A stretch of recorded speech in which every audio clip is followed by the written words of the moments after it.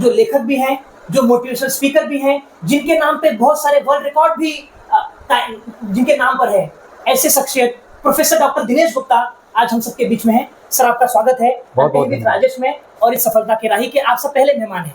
बहुत बहुत धन्यवाद कि आपने हमें इस मंच पर बुलाया और सफलता के राही इस मंच को मैं बहुत सारी शुभकामनाएं देना चाहता हूं।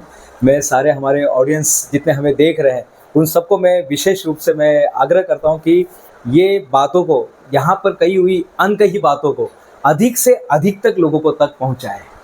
सर, हम लोग आज अपनी बातचीत की शुरुआत करते हैं। सर, सबसे पहले तो मेरे दर्शक ये जानना चाहेंगे कि आपका बैकग्राउंड क्या रहा है और अपनी यात्रा के बारे में थोड़े से हम हाईलाइट प्रकाश डालें। जरूर। ये सवाल आपने बहुत अच्छा पूछ लिया। आपने मुझे मेरे अतीत की तरफ, ये जो सवाल है इसको मैं टाइम मशीन बोलता हूँ। अच्छा। आपने मुझे मेरे अतीत की तरफ लेकर गया। हमारा बचपन बहुत साधारण था और 10th हम पास हो गए किसी तरह से, लेकिन 10th पास होने के बाद पिताजी ने कहा कि आपको कॉलेज में हम नहीं पढ़ा सकते तो आपको ITI में जाना है, क्योंकि ITI में जाने के बाद 2 साल में आपका इनकम शुरू हो जाएगा। तो मैं ITI में टर्नर फिटर मशीनिस्ट नाम का कोर्स कर रहा था और मुझे लगा कि शायद मेरी ज़िंदगी अब ऐसी जाने वाली है। लेकिन कहते हैं ना कि हर अंधेरे के बाद एक उजाला आता है, और हमारे ही ITI में एक सर आए जिन्होंने हमारी मानसिकता को बदल दिया। और वो सर ने बहुत अच्छी बात कही। उन्होंने कहा कि स्कूल में पढ़ने वाला हर लड़का डॉक्टर इंजीनियर नहीं बनता है। स्कूल में पढ़ने वाला, राजेश सर, स्कूल में पढ़ने वाला हर लड़का डॉक्टर इंजीनियर नहीं बनता है, लेकिन स्कूल में पढ़ने वाला हर लड़का अपने अपने क्षेत्र का डॉक्टर बन सकता है। क्या बात है। और इसी लाइन ने मुझे और मेरे अंदर जागृति पैदा कर दी, क्योंकि तब तक मैं बेहोशी में काम कर रहा था। मैं बनना चाह रहा था टेलर। 7वीं 8वीं 9वीं तक मेरे पैर भी उस मशीन तक नहीं पहुंचते थे। मैं टेलर, क्योंकि पिताजी हमें ना जब भी छुट्टियां लगती थी 2 महीने की या छुट्टियां लगती थी समर वेकेशन या विंटर वेकेशन में, तो हम लोग कहीं ना कहीं चले जाते थे कुछ सीखने के लिए, दोनों भाई। और तो मुझे ऐसा लगता था कि शायद हम लोग ऐसे यही सब काम करने के लिए पैदा हुए हैं, हम शायद मर भी ऐसे ही जाएंगे। लेकिन ITI में जाने के बाद उस सर ने जो बात कही उसको मैंने ड्रिल कर लिया, उसको मैंने मंत्र बना लिया। जैसे कबीर साहब को मिले थे, रामानुज जी मिले थे जिन्होंने राम राम ये मंत्र दिया और कबीर साहब बदल गए। जो जुलाहा थे, जुलाहा के बाद उनके अंदर बुद्धित्व का विकास हुआ। उसी के बाद ITI में पढ़ने वाला जो शख्स था जो आज आपके सामने बात कर रहा है, फिर उसके बाद मैंने और आगे पढ़ने का प्रण किया। फिर मैंने डिप्लोमा किया, डिग्री किया, फिर MTech तक गया, फिर IIT मुंबई में पोस्ट ग्रेजुएशन एक होता है जो मैंने IIT बॉम्बे से ही किया है प्रॉपर। तो ये सारी पढ़ाई हुई, PhD हुआ। लेकिन ये सब चीज़ में समझ में आया कि हमेशा आपको आगे बढ़ते रहना है। जी सर, सही। लेकिन बहुत सारे लोग क्या बोलते हैं कि साहब हमारी परिस्थिति बहुत नाजुक थी, हम इसलिए पढ़ाई नहीं कर पाए। जी सर। तो उन लोगों के लिए मैं बताना चाहता हूँ, साहब परिस्थिति सभी की नाजुक थी। परिस्थिति नाजुक थी, आपने गलत आदतें छोड़ी क्या? लत छोड़ा क्या? गरीबी में ये चीज नहीं छोड़ते लोग। ये नहीं छोड़ते। गरीबी में लोग अच्छी चीज छोड़ देते। ये मुझे बहुत बुरी चीजों को अपना लेते। हाँ, बुरी चीजों को नहीं छोड़ रहे कोई, लेकिन अच्छी चीजों को लोग छोड़ रहे हैं। ये बहुत गलत बात है। मैं आपको यही अगेन ये मंच पर सफलता के राही से मैं तमाम युवाओं को, जो युवा हमें देख रहे हैं, तमाम युवाओं को मैं एक अलार्म घड़ी समझ लीजिएगा इसको आप। मैं एक अलार्म घड़ी दे रहा हूँ, ये आपको जगाएगी कि आपको अभी जागना है। अब जो हो चुका जाने दीजिएगा, ठीक है, लेकिन अगर आपने पढ़ाई छोड़ दिया है तो आज से पढ़ाई करना शुरू कर दीजिएगा, क्योंकि यही वो हथियार है जिससे आप दुनिया को बदल सकते हैं। वो चाहे डॉक्टर बाबा साहब अम्बेडकर हो, चाहे हमारे नेल्सन मंडेला साहब हो, चाहे, देखिए ये सब ने अपनी जिंदगी को सिर्फ शिक्षा के आधार पर बदली किया है। विद्यार्थी लोग हैं, सारा युवा वर्ग यहाँ पर आके हमको देख रहा है, सुन रहा है। तो मैं मित्रों, मेरी इस घटना से मैं बताना चाहता हूँ आपको कि हमेशा आपको आगे सोचना है और पढ़ाई कभी खत्म मत कीजिएगा। पढ़ाई खत्म नहीं होने वाली प्रोसेस है। सोचिए, डॉक्टर बाबा साहब अम्बेडकर कहते थे कि इंसान जिंदगी भर पढ़ता है तो भी वो घुटने तक ही रहता है, कभी पूरा नहीं हो पाता है। तो सोचिए, जो लोग 10वीं 12वीं 15वीं छोड़ के अगर पढ़ाई छोड़ रहे हैं तो कितना गलत काम कर रहे हैं। तो आपको आगे पढ़ते रहना है। पढ़ने का मतलब ये नहीं कि आपको स्कूल में जाइए, हमेशा अपने आप को अपग्रेड करते रहिए। हाँ, आजकल AI का जो जमाना आया हुआ है सर, तो अपने आप को AI के लिए तैयार कीजिएगा। अगर आप सचमुच प्रोडक्टिव बनना चाहते हैं, आप जॉब में लगना चाहते हैं, तो ये सारी चीजें सीखनी है। तो मेरे इस घटना से मैं यही बताना चाहता हूँ सर कि सीखते रहिए, क्योंकि सीखना बंद तो जितना बंद। वाह, सीखना बंद तो बढ़ना बंद। वाह सर, आपने इतनी पढ़ाई किया। हाँ। आपने इंजीनियरिंग किया। मैंने ऐसा आपके बारे में रिसर्च किया कि आपने एक कॉलेज में पढ़ाया भी। हाँ। लेकिन आपने ये सब छोड़ते हुए आपने अपना करियर मोटिवेशनल स्पीच को सुना, और आपके मन में ख्याल कैसे आया कि आपको विश्व रिकॉर्ड बनाना है? ये सवाल है ये सवाल है कि मैंने 14 साल इंडस्ट्री में निकाला। मैंने मैकेनिकल इंजीनियरिंग आईटीआई के बाद मैंने डिप्लोमा किया, डिग्री किया, और मैं बेसिकली मैकेनिकल इंजीनियर हूँ। मैंने इंजीनियरिंग कॉलेज में भी पढ़ा, लेकिन कहीं ना कहीं अंदर से एक ऐसा कुछ लगता था कि हमारा जीवन इसके बाद भी कुछ है। अंदर से हमेशा एक ऐसा उफान होता है ना कि कुछ ना कुछ ऐसा कोई अंदर से आवाज़ आती है, अंदर से आपको आवाज़ आती है कि आपको ये करना है। क्योंकि मैंने किताब पढ़ी थी, किताब का नाम था यू कैन विन। 97 98 में किताब मेरे हाथ में आई, शिव खेरा साहब की किताब है। और सर ये किताब पढ़ने के बाद मेरा जीवन बदल गया। ये किताब मैंने पढ़ा और उसको मैंने पूरा पी लिया। पढ़ा क्या, मैंने पूरा पी लिया उसको। और पीने के बाद उसमें जो बताया था कि नज़रिया बदलना कैसे है, आपको कैसे रहना है, पॉजिटिव थिंकिंग कैसे करना है, आपको गोल चार्ट कैसे बनाना है, गोल कैसे हासिल करना है, ये सारी की सारी चीज़ें पर मैं काम करता रहा। क्योंकि ये प्रैक्टिकल किताब है, ये सिर्फ किताब नहीं है कि पढ़ लिया और छोड़ दिया। ये कोई कोर्स नहीं था, ये जीवन का हिस्सा था। और मैंने उसी से समझ लिया। और जब मैंने उसको पढ़ा तो मुझे उसमें एक बातें बताई थी कि ऐसे पढ़ो कि कल 2 आदमी को सिखा सके। क्या बात है। विद्यार्थियों, आज के बाद ऐसे पढ़ाई करना कि 2 आदमी को सिखा सके। कुछ भी, अगर आप डेरिवेटिव सीख रहे हैं तो ऐसे सीखो कि 2 जन को पढ़ा सके। आप अकाउंटिंग सीख रहे हैं, ऐसे पढ़ो कि 2 जन को पढ़ा सके। इकोनॉमिक्स पढ़ रहे हैं तो मैं उस किताब को ऐसे पढ़ा कि मैं 2 जन को सिखा सकूं। और 94 में क्या हो गया, मुझे इंजीनियरिंग में गोल्ड मेडल मिला हुआ है। तो दो टीचर, मेरे पिताजी के जो हमारा होटल था वहाँ पर 2 टीचर आती है, बोले दादा है क्या? पिताजी बोले क्या काम है? बोले हमारे स्कूल में उनको हम इनवाइट करना चाहते हैं कि गोल्ड मेडल कैसे मिलता है। तो पिताजी बोले गोल्ड मेडल कैसे मिलता है, ऐसा कोई रूल नहीं है, लेकिन ठीक है मैं उनको बुला लेता हूँ। मैं ऊपर ही सैटरडे का दिन था, मैं ऊपर बैठा हुआ था। मैं आया नीचे और फिर मैंने उनसे पूछा तो बोला ठीक है मैं आ जाऊँगा, लेकिन मुझे बोलना नहीं आता है। मैं किताब लिख चुका था, मेरी किताब 2005-6 में मेरी किताब, मैंने लिखने का काम चालू था क्योंकि किताब 2006 में रिलीज़ हुई। तो उन्होंने मुझे बुलाया, मैं वहाँ पर गया, बच्चे नीचे बैठे हुए थे। मुझे पता नहीं मैंने क्या बात किया, लेकिन कुछ तो मैंने बात किया और बच्चों में कुछ जागृति आई। देखिए, आपके बोलने से लोगों में अगर जागृति आ रही ना तो आपका बोलना सार्थक है। अगर आप बात कर रहे हैं और बातों से लोगों में जागृति आनी चाहिए और जाग गए, इसका मतलब आपने सही बात किया। मैं कहीं पर भी जाता हूं तो इस विषय पर ध्यान देता हूं कि सही में लोग जाग रहे हैं क्या। अगर नहीं जाग रहे तो मैं अपने स्पीच को जल्दी से जल्दी खत्म कर देता हूं और नीचे बैठ जाता हूं। तो आपके बातों से लोग जागने चाहिए। तो मोटिवेशन स्पीकर बनने के पीछे मोटो, ये मैं एक्सीडेंटली इस फील्ड में आ गया। 2006 से मैं लगातार किताब लिख दिया। किताब लिखने के बाद फिर कई जगह पर मैंने व्याख्यान दिए। भारत के अलावा अन्य देशों में भी मैं जाकर मैंने व्याख्यान दिए हुए हैं। और व्याख्यान देते देते एक समझ में आ गया कि बोलते ना कि करत करत अभ्यास से जड़मती होत सुजान, रसरी आवत जाते और सिल पे पड़त निशान। तो मेरी जो धारणा है ना, हमारे जो दिमाग का पैटर्न है, वो दिमाग का पैटर्न ही वैसा बन गया है। जब आप दूसरों की मदद करते हैं तो वो मदद आपके अंदर से जा रही है। तो सबसे पहला बदलाव आपके अंदर आता है। अगर कोई भी मोटिवेशन स्पीकर बनता है या जो टीचर बनते हैं तो सबसे पहला बदलाव उसके अंदर आता है। क्योंकि धारा कहाँ से बह रही है? उसके अंदर से बह रही है। वो अमृत कहाँ से बह रही है? उसके अंदर से बह रही है। तो लोगों के जीवन में परिवर्तन लाते लाते हमारे जीवन में भी परिवर्तन आने लगा। तो इस तरह से ये पूरी घटना थी जो जिन्होंने मुझे एक्सीडेंटली इस चीज़ में लेकर आया। जैसे आपने और एक सवाल पूछा वर्ल्ड रिकॉर्ड, तो वर्ल्ड रिकॉर्ड बनाने के पीछे मैं कई लोगों को मैं सुनता था। सबसे पहले मैं बचपन की तरफ जाना चाहता हूँ। जब ब्लैक एंड व्हाइट टीवी का ज़माना था तो रविवार को एक सीरियल आता था, spectacular Guinness book of world record. ये एक सीरियल आता था 15 मिनट का। आजकल के युवाओं को इसके बारे में पता भी नहीं होगा। हाँ, नहीं पता होगा, लेकिन मुझे याद आ रहा है मैं 7वीं 8वीं के लगभग था और संडे को प्रोग्राम आता था। शक्तिमान वगैरह तो बहुत बात की बात है, ये उसके पहले की बात है। तो 2 घंटा 3 घंटा संडे को मॉर्निंग में हमारा टीवी देखने में जाता था। स्पेक्टुलर Guinness book of world record ये आता था, जहाँ पे बहुत बड़े लोग कूदते थे, कोई क्या करता था, लोग लकड़ी पे चलते थे, अलग अलग कारनामे उसमें दिखाए जाते थे। तो कहीं ना कहीं मुझे ऐसा लगता है मेरे अंदर जो बीज गया है वर्ल्ड रिकॉर्ड का, शायद वहीं से गया है। उसी ब्लैक एंड व्हाइट टीवी से हमारे दिमाग में गया हुआ है। और तब से एक अंदर ही अंदर चलता था कि जब कभी हमको मौका मिलेगा हम वर्ल्ड रिकॉर्ड जरूर बनाएंगे। और आज कई रिकॉर्ड बन चुके हैं ईश्वर की दया से, और अभी भी ये जारी है सफर। अभी भी एक नया वर्ल्ड रिकॉर्ड बनाने की तैयारी चल रही है। सर, आपको नए वर्ल्ड रिकॉर्ड के लिए शुभकामनाएं। सर, हम ये जानना चाहते हैं कि प्रोफेसर डॉक्टर दिनेश गुप्ता सभी को प्रेरणा देते हैं, पर उनको प्रेरणा कौन देता है? क्या बात है, बहुत अच्छी बात है। मेरे घर में 10,500 किताबें हैं, पूरे किताबें भरे पड़े हैं। और यही सवाल जब मैं एक ट्रेनिंग में गया था 2008 में, मैंने ट्रेनिंग लिया था अपने आप को फिनिशिंग करने के लिए। क्योंकि मैं तो बात कर रहा था लेकिन पता नहीं मैं सही तरीके से बात कर रहा हूँ कि नहीं कर रहा हूँ। देखिए, अपने आप को इवेल्यूएट भी करना जरूरी है। तो इवेल्यूएट करने के लिए हमारे लाइफ में एक मेंटर होना चाहिए। तो मैं मुंबई में मैं रहता था उस समय, गुजरात में, कि मुंबई में आता था। और मुंबई में हमने वो 8 दिन का एक कोर्स किया। कोर्स का आखिरी दिन, और सब लोग कुछ ना कुछ सवाल पूछ रहे थे, साहब ये क्या है, वो क्या है, अपने आप को कैसे किया जाए वैसा।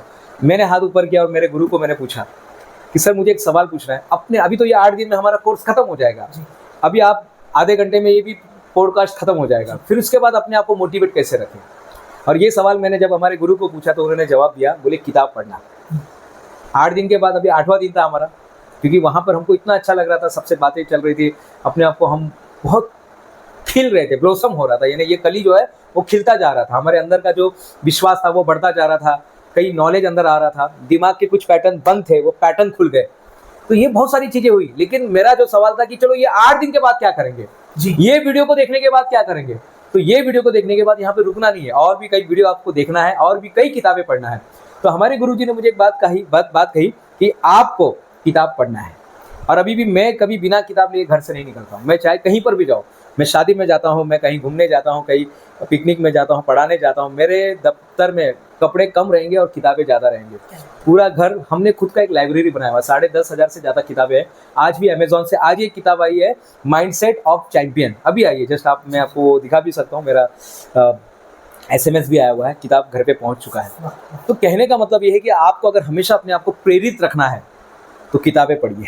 सर इसमें 1-2 चीजें मैं ऐड करना चाहूंगा। हाँ। पहला तो सर मैं ये कहना चाहूंगा कि आपने जैसे किताबों की बात की, तो किसी ने कहा है 1 book is equals to 500 friends. वाह। आप 500 लोगों से मिल नहीं सकते हो, उनसे बात नहीं कर सकते हो, तो आपको एक किताब पढ़नी चाहिए।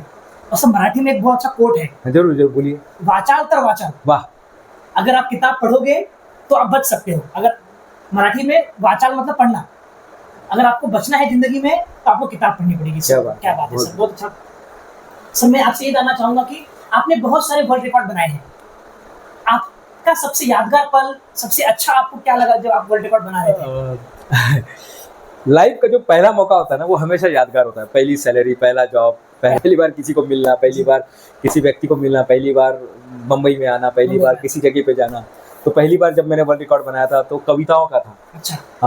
207 कविता लिखकर मैंने वो वर्ल्ड रिकॉर्ड बनाया था एक। और उसके बाद लिम्का बुक ऑफ रिकॉर्ड के लिए हमने ट्राई किया था, जहाँ पर 24 घंटे बैठ के मैं चित्र बना रहा था। 24 घंटे बैठ के मुझे चित्र बनाना था। वो है अभी हाल ही में आपके ही कॉलेज में, अचीवर्स कॉलेज में एक रिकॉर्ड बना था, जहाँ पर मैं 6 दिन तक लगातार दिन रात लगातार मैं बात कर रहा था। तो ये भी अपने आप में एक रिकॉर्ड था। मुझे वहाँ के लोगों का बहुत सपोर्ट मिला, सारे जहाँ पर भी गए सभी का प्यार मिला। लेकिन जो पहला रिकॉर्ड था वो सबसे अलग था, क्योंकि बहुत सारी डर लग रहा था, पता नहीं रिकॉर्ड बनेगा कि नहीं बनेगा, पता नहीं क्या होगा। तो बहुत सारी अंदर कहीं ना कहीं हलचल मची रहती है पहले रिकॉर्ड बनाते समय। तो पहला रिकॉर्ड मेरा यादगार रिकॉर्ड था। सर जो लोग भी वर्ल्ड रिकॉर्ड बनाना चाहते हैं वो लोग कैसे बना सकते हैं, उसकी क्या प्रक्रिया होगी, जरा आप इस पर प्रकाश डालेंगे? हाँ। तो दर्शकों को जरूर इसमें मदद मिलेगी। देखिए, रिकॉर्ड बनाने के लिए जैसे आपने पूछा कि क्या प्रक्रिया है, बहुत हर कंपनी की अलग अलग है। हमारी भी एक company OMG book of records, तो ये भी कंपनी जो है रिकॉर्ड्स देती है।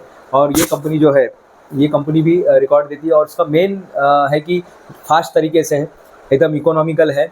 और जो है इसका प्रोसेस बहुत सिंपल रखा गया है और हमेशा यूनिक आइडिया, जो जहाँ बाकी लोग की कुछ लिमिटेशन है, बाकी रिकॉर्ड कंपनी में ना एक लिमिटेशन आ जाता है कि आप केवल इतना ही कुछ कर सकते हैं या इतने ही रिकॉर्ड बना सकते हैं, इसी दायरे में रिकॉर्ड बना सकते हैं। लेकिन OMG बुक ऑफ रिकॉर्ड एक ऐसी संस्था है जो आपको कोई लिमिटेशन नहीं रखती है। हाँ, लिमिटेशन है तो वो आपके माइंड का, उसको आप अगर ब्रेक कर दे तो आप रिकॉर्ड बन जाते हैं। तो आपको 5 चीज़ों पर ध्यान देना। सबसे पहले एक यूनिक आइडिया ढूंढना है, रिकॉर्ड बनाते समय एक यूनिक आइडिया ढूंढना है। दूसरा, वो आइडिया सेफ्टी होना चाहिए, उसमें अपने जान पर खेल के कोई रिकॉर्ड नहीं बनाना है। तीसरा है वो रिकॉर्ड यूनिवर्सल होना चाहिए, मेजरेबल होना चाहिए। चौथे नंबर पे आता है मेजरेबल होना चाहिए। और 5वें नंबर पे आता है वो रिकॉर्ड जो है उससे एक मैसेज समाज को जाना चाहिए। अगर आप अपने रिकॉर्ड से एक मैसेज देते हैं कि बेटी बचाओ बेटी पढ़ाओ, पढ़ेंगे तो आगे बढ़ेंगे, या जो भी कुछ तो भी मैसेज देना चाहते हैं कि सेव इन्वायरमेंट, ऐसे कोई मैसेज देना चाहते हैं तो ऐसे रिकॉर्ड पे आप जरूर जाइएगा। और कुछ है तो आप इस नंबर पे भी आप संपर्क कर सकते हैं या DM भी कर सकते हैं कि अगर आपको रिकॉर्ड बनाना है तो। और भी जानकारी आपको OMG बुक ऑफ रिकॉर्ड से मिलेगी। सर आपने इतने सारे प्रेरणादायी भाषण दिए हैं, कोई ऐसा इंसिडेंट जो आपके लिए एकदम यादगार बन गया हो, या फिर आपके भाषण सुन करके किसी की जिंदगी में कुछ बदलाव आया हो, ऐसा कोई इंसिडेंट आपको याद आता हो? ऐसे बहुत सारे इंसिडेंट है सर। हर बार जब मैं सेशन लेकर आता हूँ तो मुझे लेटर्स लोगों के प्राप्त होते हैं, ईमेल प्राप्त होते हैं। यूट्यूब के नीचे लोग लिखते हैं सर हमने आज का सेशन अटेंड किया। कुछ ही दिन पहले किसी का आया था, सर मैं आपके यूट्यूब चैनल जो हमारा है दिनेश गुप्ता वर्ल्ड रिकॉर्ड, इस यूट्यूब चैनल से मैं बहुत प्रभावित हुआ हूँ और आपके जो वीडियोज़ है मैं हमेशा देखते रहता हूँ। तो जैसे मुझे याद आ रहा है कि जब मेरी पहली किताब आई थी और मैं कहीं पर बैठा हुआ था, एक माँ मेरे पास आती है और कहती है कि आप अपने पहली किताब का नाम और उसके बारे में जरा। मेरी पहली किताब जो आई थी 2006 में आई थी, किताब का नाम है विजयी भव। और ये पूरा कलेक्शन था, पूरे थॉट्स का कलेक्शन थे, मैं बहुत पहले से जमा कर रहा था और ये सारी चीज़ को कलेक्शन करके रखा हुआ था। तो एक माँ मेरे पास आती है, बोली ये जो किताब के ऑथर है मेरे पहचान के। मैंने अच्छा आप जानते हैं? बोले हाँ मैं उनको जानती हूँ। मैंने आपने देखा है उनको? बोले नहीं मैंने कभी देखा नहीं है। तो मेरा मैं ही हूँ, अच्छा, उस किताब का ऑथर मैं हूँ। तो फिर वो एकदम भावुक हो गई और फिर बताने लगी कि इस किताब की वजह से मेरी बेटी का लाइफ 6 महीना एक्स्ट्रा हो गया। वाह क्या बात है। 6 महीना उनको डॉक्टर ने उनको जवाब दे दिया था, लेकिन बोले मैं आपकी किताब पढ़ाती थी, हमेशा उनको मैं सुनाती थी। उनको पता नहीं कौन सी बीमारी हो गई थी, लेकिन उन्होंने हमारी किताब से पढ़ा के उस बच्ची का 6 महीना तक उसको जिंदा रखा। तो बता रहे थे कि बोले आपकी किताब में इतनी पावर है कि 6 महीने तक उसको जिंदा रखा है, जिसको डॉक्टर ने ऑलरेडी बोल दिया था कि ये शायद नहीं बचेगी, कुछ ही दिन की मेहमान है। तो उस मान ने जब ऐसा बोला तो मैं भी हैरान हो गया कि एक किताब से इतना प्रभाव हो सकता है क्या। एक प्रोग्राम लेकर मैं आ रहा था तो एक बहुत बुजुर्ग व्यक्ति मुझे मिलने के लिए आए। बोले साहब मैंने इतने सारे प्रोग्राम अटेंड किए लेकिन मेरा माइंड कभी चेंज नहीं हुआ, लेकिन आपका जो माइंडसेट का प्रोग्राम है वो हमने अटेंड करने के बाद हमारा माइंड चेंज हो गया, और देखना सर मैं आपको कुछ ही दिनों में रिजल्ट ला के दिखाऊंगा। तो ये सारी चीज़ें होती है जब लोगों से मिलते हैं, लोगों के जीवन में परिवर्तन आता है तो लोग बताते हैं सब फीडबैक। सर आपने बहुत सारी किताबें लिखी हैं, अगर कोई युवा इस वीडियो को जो देख रहे हैं उनके मन में कविता लिखने का ख्याल आता है, हाँ। उनके मन में किताब लिखने का ख्याल आता है, तो ख्याल आने के बाद वो चला जाता है, हाँ। उसको टिका के कैसे रखना चाहिए, उसको पेपर पे कैसे उतारना चाहिए? देखिए क्या है ना, जिसको टोकोगे वो टिकेगा। वाह क्या बात है, जिसको हम टोकोगे वो टिकेगा, और निरंतरता ही सफलता की कुंजी है। क्या बात है। क्योंकि आज हम बात कर रहे हैं सफलता के राही, जी तो मैं बताना चाहता हूँ ये निरंतरता शब्द है ना, भले ये चार वर्ड है, चार वर्ड है, लेकिन ये इसमें पावर है। आप किसी भी चीज में आप माहिर बनना चाहते हैं, सफल होना चाहते हैं, कुछ भी करना चाहते हैं, आप रोटी, बहुत से लोग बोलते हैं साहब हमसे गोल रोटी नहीं बनती है, आप निरंतरता लेकर आइए गोल रोटी बनने लगेगी। बहुत से लोग बोलते हैं साहब हम स्पीच देना चाहते हैं, लेकिन नहीं, निरंतरता लेकर आइए। लेखक भी बनना है तो निरंतरता लेकर आइएगा। और निरंतरता कैसे आती है? रोज कुछ करने से आती है। पहली बार में नहीं होगा, हो सकता है कि पहली बार में शायद आपसे पहली बार में शायद 2 ही लाइन आ जाएगी कि मैं तो चला हूँ रास्ते पर, न कोई साथी है न मुसाफिर है। वाह क्या बात है। एक आपके ऐसे कुछ लाइन आ जाएगी कि मैं तो चला हूँ रास्ते पर, न कोई साथी है मुसाफिर है। ये होगा आज, लेकिन धीरे धीरे क्या होगा, आप जब उठते बैठते खाते पीते जब उसके बारे में सोचेंगे तो अगली लाइन भी तैयार हो जाएगी। महात्मा गांधी कहा करते थे हमेशा, आप तो महात्मा गांधी का आपको पुरस्कार मिला है सर। जी सर। तो महात्मा गांधी कहा करते थे जो अपनी समस्या के साथ उठता है, बैठता है, सोता है, खाता है, पीता है, उसे वो सॉल्व कर लेता है, समाधान मिल जाता है, समाधान कर लेता है। और बस ऐसे ही हमारे साथ है। आपको अगर दिमाग में मुझे किताब लिखना है तो सबसे पहले पेन लीजिएगा, कागज लीजिएगा और डेडलाइन बनाइएगा। डेडलाइन बनाइए। देखिए क्या होता है, हम लोग किताब खरीदते हैं लेकिन पढ़ नहीं पाते, क्यों? क्योंकि हम उसको डेडलाइन नहीं देते। उसी तरह से किताब जब आप लिखना का शुरुआत करते हैं ना तो उसको डेडलाइन दीजिएगा कि 15 अगस्त तक मेरी किताब रिलीज हो जाएगी। जी जी। और आज तो इतनी अच्छी टेक्नोलॉजी आ गई, सिर्फ आपको कंटेंट देना है। टाइपराइटिंग वाले बैठे हुए, प्रिंटिंग वाले बैठे हुए, कवर डिजाइन वाले बैठे हुए, उसको बाइंडिंग करने वाले बैठे हुए, बेचने वाले बैठे हुए। वो बोलते साहब हमारे पास कंटेंट नहीं है। कंटेंट कहाँ पर है? ये हमारे युवाओं के दिमाग में। सोचिए ना, एक अमेरिका की घटना थी। एक पर्सन था, वो बता रहा था सबको कि मैं अभी एक ऐसे जगह से आ रहा हूँ जहाँ पे सबसे बड़े बड़े लेखक सोए हुए हैं। वाह। वहां पे सब बड़े बड़े लेखक रहते हैं, संगीतकार रहते हैं, टीचर रहते हैं, बिजनेसमैन रहते हैं, सब बड़े बड़े लोग वहां पर रहते हैं। तो आप लोग मिलना चाहेंगे? बोले हाँ मिलना चाहेंगे। बोले चलो शमशान घाट पर, चलो कब्रिस्तान में। वहां पर अच्छे लेखक कोई बनना चाहता था, अंदर यहाँ पे दफन था अच्छा लेखक, लेकिन कभी इसको बाहर नहीं निकाला था। एक अच्छा डायरेक्टर था लेकिन नहीं निकाल पाया। एक अच्छा यूट्यूबर था, एक अच्छा पॉडकास्ट बनाने वाला था साहब, कभी उसको बाहर नहीं निकाला। आप तो निकाल रहे हैं सर, आज आपने उसको निकाल दिया, पहले एपिसोड में आपने छक्का मार दिया। तो ये चीज है। तो जो आपका सवाल है कि किताब लिखना है, तो किताब लिखने के लिए साहब पहले ना कागज लीजिएगा, पेन लीजिएगा। हो सकता है शुरुआत में आपको थोड़ा उल्टा पुल्टा आइडिया आएगा, लेकिन उल्टा पुल्टा लिखिए जी। लिखना इंपॉर्टेंट है साहब। वो करेक्शन करने वाले भी बैठे जी, चलिए वो भी आपको सॉल्यूशन मिल गया। सिर्फ थोड़ा सा आइडिया दीजिएगा। मैं तो चला था रास्ते पर, क्या था लाइन? मैं तो चला था रास्ते पर, हाँ, ना कोई साथी और ना कोई मुसाफिर। हाँ, ना कोई साथी है ना कोई मुसाफिर है। अब इसके आगे अगली लाइन भी बना सकते हैं। अभी अगली लाइन कैसे बनाना है आपको? मैं तो चला हूँ रास्ते पर, ना कोई साथी है ना मुसाफिर है, बैठा हूँ थक कर। वाह क्या बात। बैठा हूँ थक कर, न कोई धक्का देने वाला है और न कोई खींचने वाला है। क्या बात है, वाह। तो क्यों ना अपने आप को ही, क्यों ना अपने मन को ही गुरु बनाऊं। क्यों ना अपने मन को ही गुरु बनाओ और सफलता को पालो। बस इस तरह से लिखते जाना है साहब। आप लिखेंगे तो बहुत कुछ होगा। जेके रोलिंग की मैं बात बताना चाहता हूँ। जेके रोलिंग दुनिया की सबसे अमीर महिला है वो, और जिन्होंने किताब लिखी थी हैरी पॉटर। हैरी पॉटर एक ऐसी किताब जो रात को उनका बच्चा सो जाता था और अंधेरे में झोपड़े में बैठ के वो लिखा करती थी दिए के नीचे बैठकर। लेकिन उनको कुछ करना था। जब अंदर आग लगती है ना साहब, इंटेंस डिजायर होना चाहिए हर काम करने के लिए। एक इंटेंस, देखिए आज आपने पॉडकास्ट क्यों बनाया, क्योंकि आपके अंदर इंटेंस डिजायर था। डिजायर नहीं साहब, इच्छा शक्ति तो मर जाती, इच्छा तो मारते हैं। वड़ा पाव खाने का मन कर रहा है तो लोग इच्छा को मार देते हैं, लेकिन जिस दिन आपको लगेगा नहीं खाना ही है मुझे, तो बस सब करना है। अब ये जो करने वाला जो आता है ना, ये एटीट्यूड, बस यही इंसान को आगे लेकर जाती है। जिस दिन आप युवाओं के अंदर ये चीज आ गई ना, मुझे किताब लिखना है, मुझे कविता लिखनी है, मुझे ये काम करना है, और ये जब इंटेंस डिजायर बन जाता है तो आप सफल हो जाते हैं। सर मैं अगला प्रश्न आपसे कहना चाहूंगा, बहुत सारे ऐसे युवा बच्चे हैं जो अपने लक्ष्य को प्राप्ति करने के लिए निकलते हैं, पर बीच में बहुत सारा स्ट्रगल आता है और फिर वो थक हार के बैठ जाते हैं और धूम्रपान की तरफ, नशे की तरफ अग्रसर हो जाते हैं। ऐसे युवाओं के लिए आप क्या कहना चाहेंगे? ये सवाल जो है सर, ये आपने जो सवाल पूछा है कि ये जो भटकने का है ना, ये मैक्सिमम युवाओं के अंदर ये आ गया जो शुरुआत कर रहे हैं लेकिन खत्म नहीं कर पा रहे। शुरुआत तो कर लेते हैं। हाँ, शुरुआत करना एक बिजनेस है, शुरुआत करते हैं, किताब है, शुरुआत कर देते हैं, हाथ में कोई कोर्स करना है, शुरुआत कर देते हैं, कुछ नया सीखना है ऑनलाइन, शुरुआत कर देते हैं, लेकिन वहां तक नहीं पहुंच पाते हैं। इसका मेन कारण क्या है सर? धूम्रपान नहीं, इसका मेन कारण है डिस्ट्रक्टिव।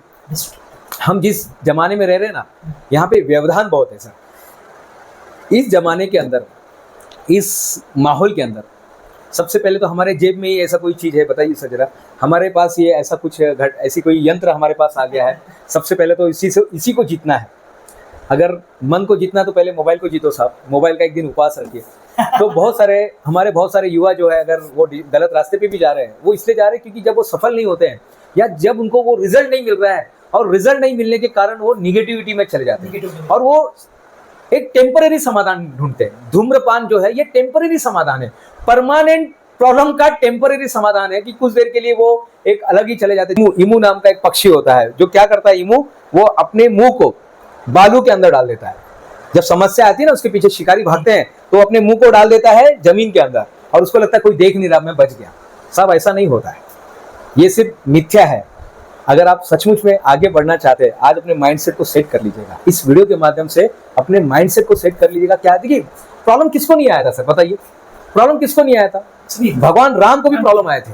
अभी मैं अयोध्या जाकर आया, भगवान राम को भी प्रॉब्लम आया था, माता शबरी जी को भी प्रॉब्लम आया था, जनक जी की जो, हाँ, विष्णु जी को भी समस्या आई। हर एक और आज तो आषाढ़ी एकादशी है सर, इतना बढ़िया दिन है आज। सोचिए, उनको तो ईंटे पे खड़ा रखा गया जी। उनको जो वो अपने भक्त को मिलने आए थे पुंडलिक जी, तो उनको ईंटे पे खड़ा रखा गया। इतने बड़े भगवान, 3 लोक का स्वामी को ईंटे पे रखा गया। तो प्रॉब्लम सबके साथ आ रहा है। कृष्ण भगवान को जेल में पैदा होना पड़ा जी। आप देखेंगे हर एक के साथ तकलीफें आ रही है। गणपति जी का तो सर ही कट कर दिया गया, वो भी उनके पिताजी द्वारा। लेकिन प्रॉब्लम सबको आ रहे हैं, इसी प्रॉब्लम में से तो सोल्यूशन निकालना है। वो लोग तो धूम्रपान करने नहीं गए, कोई निगेटिविटी में नहीं गया, उन्होंने उसको सोल्यूशन निकाला। तो युवाओं को मैं यही कहना चाहता हूँ, इतना हमारे पास एग्जाम्पल है। भारत भूमि देवताओं की भूमि है, इतना सारा एग्जाम्पल है यहाँ पर, इतना सारा एग्जाम्पल है। ये सब चीज करने से अच्छा थोड़ा सा और फोकस करते हैं, एक कदम और बढ़ाते हैं। तू खुद की खोज में निकल, तू किस लिए हताश है, तू चल तेरे वजूद की समय को भी तलाश है। ये तुझसे लिपटी बेड़िया, ये नहीं होगा, ये तुमसे नहीं होगा, अरे तुम तो ये है, तुम तो वो है।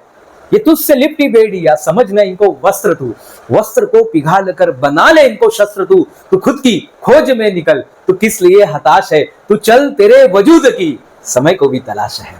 क्या बात है सर, बहुत अच्छा लग रहा है आपसे बात करते हुए। सर मैंने 2 चीजें आपके बारे में सुनी है। हाँ। आपका एक बहुत ही मशहूर वाक्य है, हाँ। पहले सोच से अमीर बनो, हाँ। और दूसरा आपने कहा है कि अगर आप कोई भी काम शुरू करते हैं और उसे अगर आप उसमें सफलता चाहते हैं तो आपको 365 दिन कुछ ना कुछ काम करते रहना पड़ेगा। जिसको मैं बोलता हूँ, इसके बारे में जरा 2 मिनट। 365 को मैं हमेशा कहता हूँ, पुरस्कार मिले ना मिले जी, पुरस्कार मिले ना मिले, आविष्कार रोज चलते रहना चाहिए।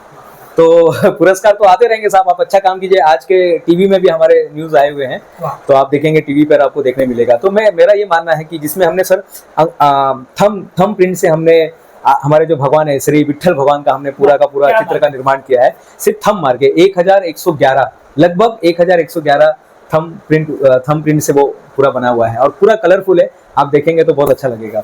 जैसे आपने पहले कहा कि पहले विचारों से अमीर बनना बहुत जरूरी है। हाँ, तो देखिए हर चीज का निर्माण 2 बार होता है। ये जो बिल्डिंग बना है ना, या ये जो मोबाइल आपके हाथ में है, या जो भी चीज आप देख रहे हैं, एसी देख रहे हैं, फोटो देख रहे हैं, जो भी देख रहे हैं आप, जो भी चीज है, ये शर्ट देख रहे हैं, हर चीज का निर्माण 2 बार होता है।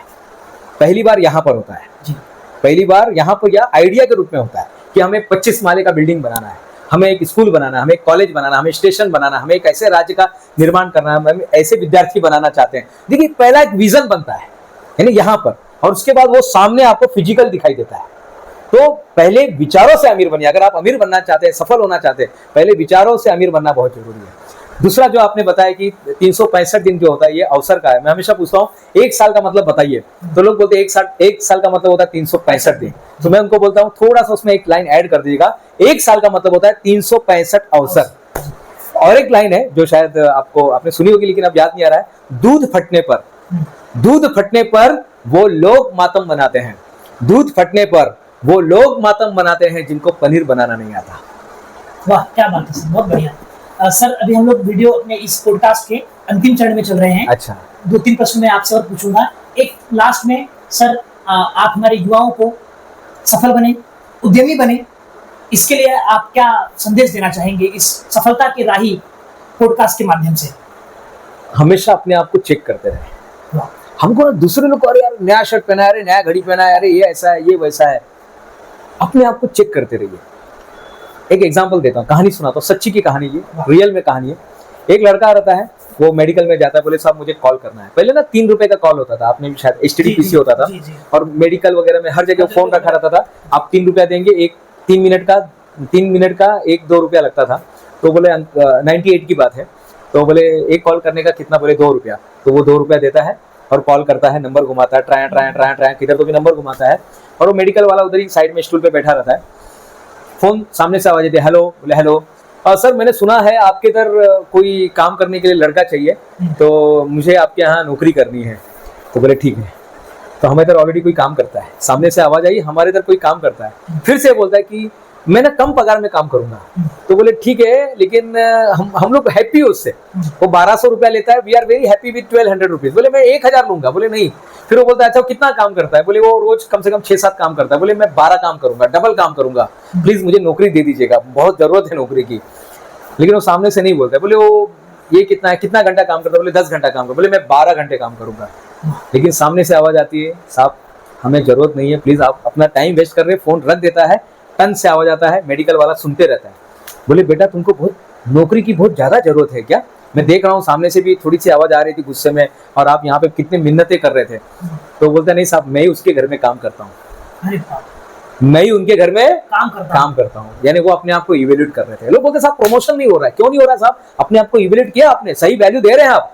देखिए जितने युवा वर्ग है, पैसा तो बाय प्रोडक्ट है साहब, आप वैल्यू अगर नहीं देंगे तो हमारे प्रमोशन कभी होने वाला नहीं, हमको काम मिलने वाला नहीं है। आप जो भी काम कीजिएगा, एक चीज आप हमेशा ऐड कीजिएगा उसके अंदर, वो है वैल्यू। वैल्यू नाम का मसाला हमेशा डालते रहिएगा, मैजिक मसाला है वैल्यू। देखिए आप टीचर है, वैल्यू दीजिएगा बच्चों को। देखिए बच्चे भाग भाग कर आएंगे। आप इंग्लिश स्पीकिंग पढ़ा रहे हैं, वैल्यू दीजिएगा। आप पॉडकास्ट बना रहे हैं, आप लोग को इसमें वैल्यू मिल रहा है कि नहीं, प्लीज कमेंट में जरूर लिखिएगा। नहीं क्या सर? आपको अगर वैल्यू मिल रहा है तो प्लीज कमेंट में लिखिएगा कि क्या आपको वैल्यू मिल रहा है। देखिए कहीं पर भी आप जाइए, आप वैल्यू बन के जाएगा। अच्छा वैल्यूबल बनेंगे ना तो लोग मेहमान को भी जल्दी जाने नहीं देते हैं। यानी अतिथि देवो भव बोला जाता है, लेकिन लोग सोचते हैं कि कब जाएगा मेहमान, कब जाओगे, अतिथि कब जाओगे। लेकिन आप वहां पर जाके अगर उनका आप हाथ बटा रहे हैं, उनको कुछ बताना तो हम लोग हम बताने लगते हैं, सिखाने लगते हैं, तो हम उनके ऊपर बोझा नहीं बनते हैं। तो हमको नहीं बोला जाता है कि अतिथि कब जाओगे हमको बोला था अतिथि कब आओगे। तो हमें कहीं पर भी जाना है साहब, कहीं पर भी आप काम कर रहे हैं, कुछ भी कर रहे हैं, तो देखिए हम क्या वैल्यू डिलीवर करते हैं। अपने आप को अपग्रेड करते रहिए। देखिए 4 चीज कर दिएगा। पहले तो लक्ष्य बनाइए, लक्ष्य बनाने के बाद एक्शन लीजिएगा। लक्ष्य, एक्शन, और अपना जो सक्सेस का जो पैटर्न है ना, सक्सेस का पैटर्न चेक कीजिएगा कि मेरे अंदर सक्सेस का पैटर्न है कि नहीं। और आखिरी में आता है अपने बिहेवियर को चेंज कर दीजिएगा। वाह क्या बात है। आजकल का युवा बोलते साहब मैं बहुत शॉर्ट टेम्पर हूं। अरे साहब शॉर्ट टेम्पर नहीं चलेगा मार्केट में, नहीं चलेगा। आप शॉर्ट टेम्पर है, आप ज्यादा अच्छे भी नहीं चलेगा। यानी आपको स्मार्ट बनना है, SMART। तो स्मार्ट बन के काम करना है साहब, और मुझे पूरा विश्वास है। हाँ कोशिश करते रहना है। नन्ही चींटी जब दाना लेकर चलती है तो चढ़ती दीवारों से 100 बार फिसलती है, मन का विश्वास रखो में साहस बढ़ता है। गिर कर चढ़ना और चढ़कर गिरना नहीं करता है, मुट्ठी उसकी हर बार खाली नहीं होती, कोशिश करने वालों की कभी हार नहीं होती। सर हम लोग अभी पोस्टकार्ड में एकदम अंतिम चरण में हैं। सर ये हमारा स्पेशल राउंड है। हाँ। मैं बाय प्रोफेशन टीचर हूँ। अच्छा। अभी तक हम लोग लॉन्ग आंसर लिख रहे थे। हाँ। अभी मैं आपको एक शब्द बोलूंगा। हाँ। और उसमें उसके बारे में आपके मन में जो सबसे पहला ख्याल आता है, एक हाँ। शब्द हाँ। या फिर एक लाइन। अच्छा, मैं आपके सामने कुछ नाम लूंगा, कुछ चलिए, शब्द कहूंगा। जरूर। महात्मा गांधी। महात्मा गांधी। इंसान विचारों से निर्मित प्राणी है, जो सोचेगा वो बन जाएगा। सचिन तेंदुलकर। सचिन तेंदुलकर। सचिन तेंदुलकर साहब भी 0 पे आउट हुए, लेकिन फिर भी वो सक्सेस है। भगवान श्री राम। भगवान श्री राम। देखिए उनकी मुस्कान में सब कुछ था, विनम्र रहे हर घड़ी में। वो उन्होंने विनम्रता, अगर उनसे एक चीज अगर गुण लेना है तो विनम्रता। डॉक्टर बाबा साहेब अम्बेडकर। डॉक्टर बाबा साहेब अम्बेडकर। बस किताब अगर पढ़ना है ना साहब, तो बस उनके जैसा। पैरों में जूता नहीं रहेगा तो चलेगा साहब, लेकिन हाथ में किताब होना चाहिए। वाह। और आजकल के युवा के हाथ में क्या है सर? मोबाइल आ गया, लेकिन मोबाइल के अंदर भी किताब ला सकते हैं। ला सकते हैं। वाह क्या बात है सर। स्वामी विवेकानंद जी। स्वामी विवेकानंद। आपको एक ऐसा मेमोरी डेवलप करना है कि पढ़ो और भूल जाओ।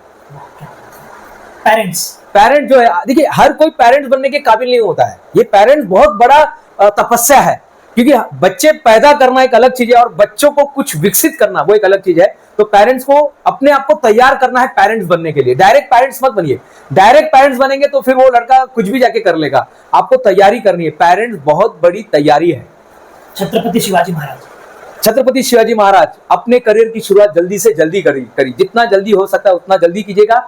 स्त्रियों का सम्मान कीजिएगा। एक बार एक कल्याण से एक स्त्री को उठाकर लेकर चले गए थे, और उस समय छत्रपति शिवाजी महाराज ने उसका जैसे बहन का सत्कार करते वैसा सत्कार किए, और जाते जाते उनको यही बोला कि काश मेरी माँ भी तुम्हारी तरह सुंदर होती तो मैं भी सुंदर होता। ये छत्रपति शिवाजी महाराज की शिकवण है हमारे स्त्रियों के लिए। एजुकेशन एक ऐसा हथियार है साहब, जिससे आप दुनिया को बदल सकते हैं। लर्निंग हमेशा सीखते रहिएगा। जो लर्निंग नहीं करेगा वो पीछे हो जाएगा, वो अर्निंग नहीं कर पाएगा। यस।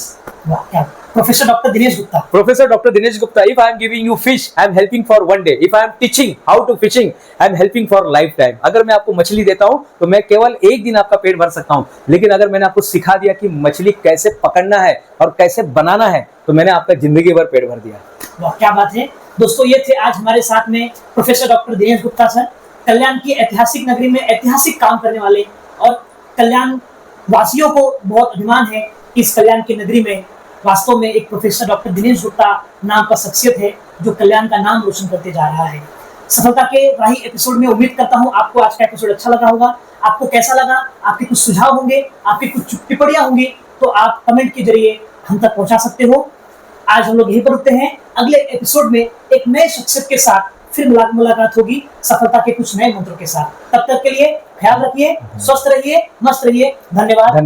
जय हिंद।